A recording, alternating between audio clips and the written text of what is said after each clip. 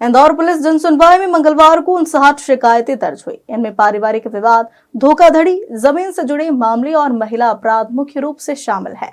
ये शिकायतें संबंधित अधिकारियों को त्वरित निराकरण के लिए हस्तांतरित की गई है। पुलिस जनसुनवाई के आंकड़े त्योहारों के बाद लगातार बढ़ रहे हैं। पहले यह संख्या 14 से 15 तक सीमित थी, अब लगभग 60 तक पहुंच गई है। शिकायतें विभिन्न थाना क्षेत्रों से आई, जिनमें पारिवारिक विवाद, जमीन संबंधी धोखाधड़ी और वित्तीय लेन देन के मामले शामिल है।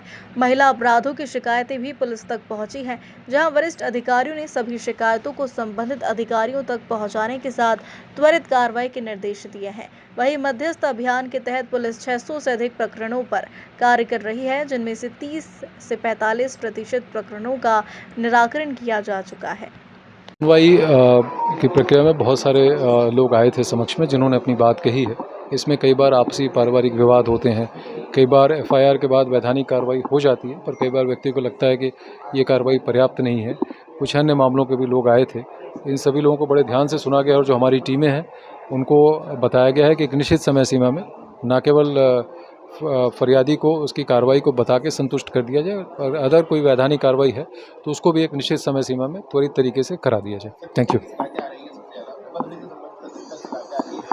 अगर आप वैसे देखेंगे तो जो पारिवारिक विवाद हैं, खासतौर से संपत्ति संबंधी विषयों को लेके, अगर हम परसेंटेज के हिसाब से देखेंगे तो ये शिकायतें सबसे ज़्यादा हैं।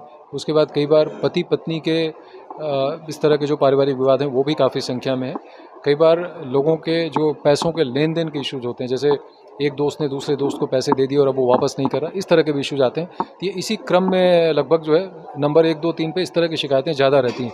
कुछ एक शिकायतें, जैसा मैंने कहा कि एफआईआर हो जाने के बाद सारी कार्रवाई हो जाती है नियमानुसार, उसमें चार्जशीट भी पुटअप हो जाती है, लेकिन ऐसा लगता है लोगों को कि उसमें उनके अनुसार जो कार्रवाई होनी चाहिए थी शायद वो नहीं हुई है। और हो सकता है कि कई बार आदमी का ग्रीवांस ज़्यादा रहता है, तो उसको भी एड्रेस किया जाता है, उनको समझाया भी जाता है। और हमारे कई तरह की टीमें जो है ऊपर अधिकारियों के साथ साथ हमारे जो वॉलंटियर्स हैं उनकी भी टीमें हैं।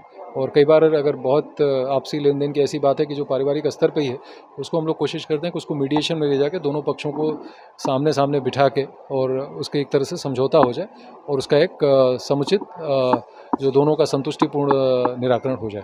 Thank you. इसमें लगभग 650 से ज़्यादा केसेज आ चुके हैं और उसमें लगभग जो है करीब 45 से 50% जो है वो संतुष्टिपूर्वक निराकृत किए जा चुके हैं।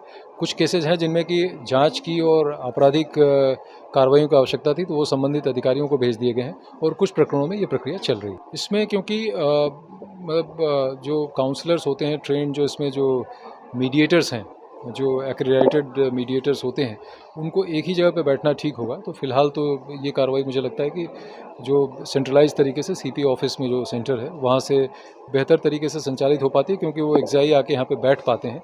अगर भविष्य में इस तरह के अगर आएंगे वो और ऐसी कोई वो बनी, तो थानों में भी उनको ले जाके बिठाने पे विचार किया जा सकता है।